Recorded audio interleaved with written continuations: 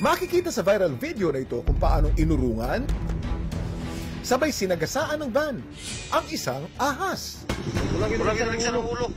Ang ulo pong nagkikisay-kisay.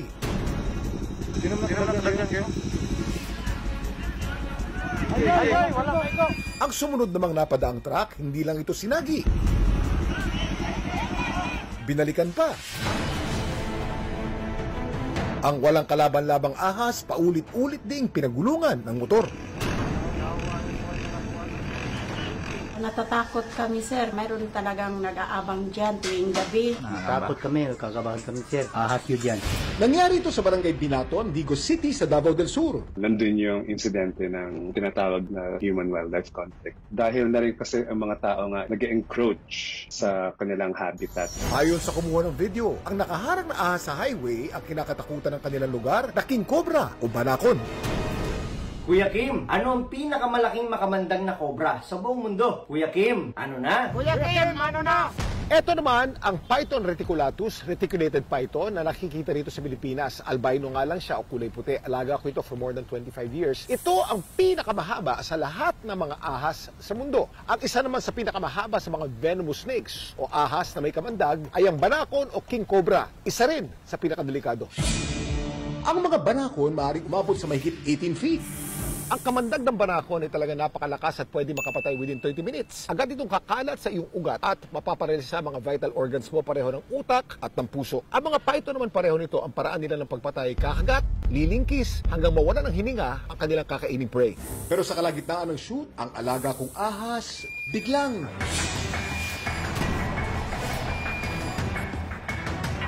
kaya paalala, kahit captive bred, magdoble ingat pa rin tayo sa pag-handle ng mga ito. Pag nagulat ang banakon, kaya nilang tumayo ng hanggang 3 feet. Mabilis din silang mairita sa mga mabilis gumalaw at maingay. Mag-ingat lang pag nakakita ng banakon dahil mas mabilis silang gumapang kaysa tumakbo ang tao.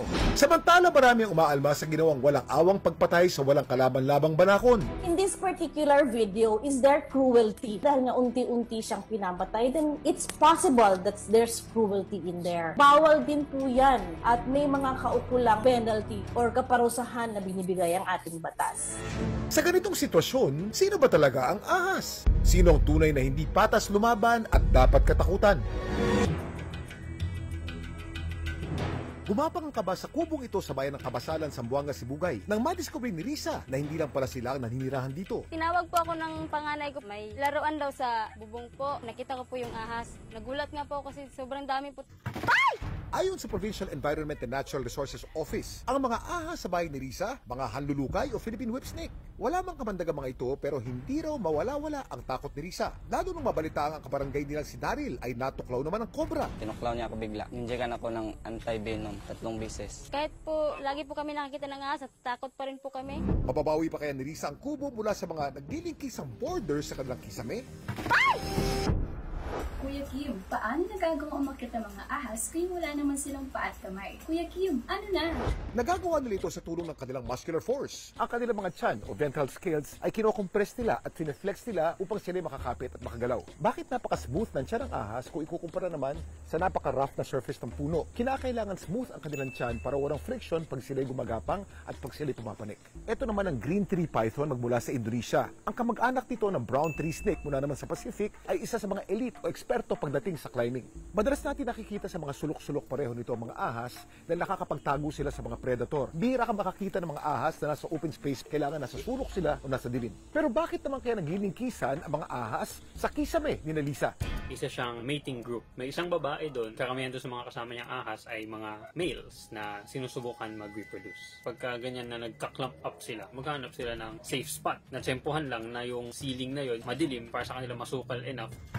Pinagpupukpuk po namin yung bubong. Tumakbo po sa mga damuhan po. Ay napatay po kami na 9 po. Sisirain na lang po namin yung bahay tapos gawa na lang po ulit ng bago. Hindi namin recommend na pinapatay sila dahil protected sila ng ating batas. Wala ka dapat peste. Wala silang pupunta dyan. Tila nagka-traffic jam sa highway na to sa Mawab, Davao de Oro. Wala namang nangyaring aksidente o road construction. Sa halip, may namataan kasing dalawang naglilingkisang banakon o king cobra. I was shocked, natakot tayo. Ano ba yung pwedeng mangyari with that snakes or sa security ba ng mga tao? Makakalas pa kaya ang mga naglilingkisang ulupong? Kuya Kim, gaano nga ba kalakas ang kamandag ng banakon? Kuya Kim, ano na? Hindi man to tinuturing na pinakamakamandag, ang amount ng neurotoxin na meron ng isang tuklaw nito ay maaaring makapatay ng 20 katao o di kaya'y isang elepante. Ang pinakamahabang venomous snake ay ang king cobra o banakon. Umaabot ang size nito ng mga 3 to 4 meters lang. Ngunit ang nakita sa Malaysia na pinakamalaking banakon sa buong mundo ay umabot ng more than 5 meters. Bakit naman nagilingkisan ang dalawang cobrang nakita sa Mawab, Davao de Oro? Ang ginagawa nitong dalawang king cobras na ito, yung tinatawag na mating ritual, ginagawa nila ito before sila magsimula ng kanilang actual na mating. Nangyayari ito sa loob ng forest habitat. Itong nakuhaan ng video, tatabi lang siya ng daan, which also shows they are trying to adapt to the changing environment. Ayon naman sa investigasyon ng Municipal Environment and Natural Resources Office ng Mawab, mayroon pong nagmalakas loob na paluin yung ahas. Takot nila na baka marami pang madisgrasya. Yung isa po nakatakas, yung isa po namatay po. Nakita po natin doon sa video na sa gilid. Hindi naman sila istorbo. Hindi po natin sila dapat patayin. Ayon po sa ating wildlife. Meron po kaparusahang kriminal. Sila ay kinukonsider na nasa threatened species list. Malaki yung impact nito sa natitirang population ng mga ahas. Mangangahas ka pa rin bang mamundok o sila makakasalubong mo sa trail? Dalawang king cobra na naglilingkisan at tila ba nag-aaway?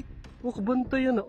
Ito ang naging problema ng grupo ni Dan B nang mag-hike sila kamakailan sa Mount Kang Irag sa Sirao, Cebu. 8 kami na kasamahan ko. May plano kasi kami mag-hike every weekend for our Mount Apo na hike.